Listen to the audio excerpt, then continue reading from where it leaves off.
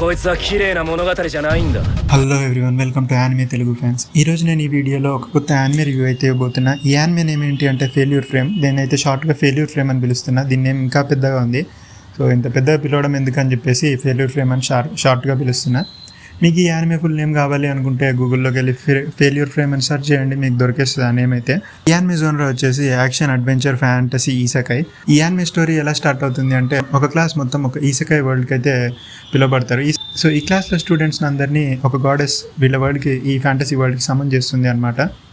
ఈ క్లాస్లో ఉన్న అందరికీ ఎస్ ర్యాంక్, ఏ ర్యాంక్, ఇలా మంచి మంచి ర్యాంక్స్ అండ్ పవర్ లెవెల్స్ ఉంటూ ఉంటాయి. సో అందరి ర్యాంక్స్ మెజర్ చేస్తారు. ఫైనల్గా మన హీరో, అదే మెయిన్ క్యారెక్టర్ మెమొరీ టోకా అనమాట.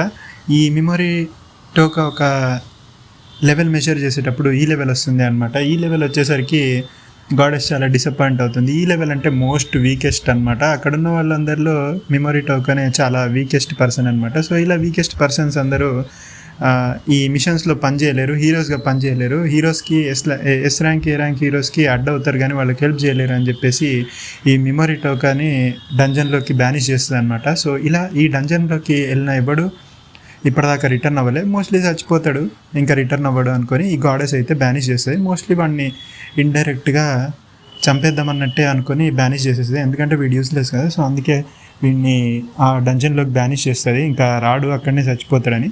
సో అలా అయితే ఈ హీరోని డంజన్లోకి బ్యానిష్ చేసేస్తాడు. ఈ హీరోకి మాత్రం, మన మెయిన్ క్యారెక్టర్కి మాత్రం మీకు తెలుసు కదా, ఈ ర్యాంక్ అంటే వీకెస్ట్, సో వీక్. అండ్ ఆ డంజన్ నుంచి ఇప్పటిదాకా బయటకు వచ్చిన చరిత్రనే లేదు.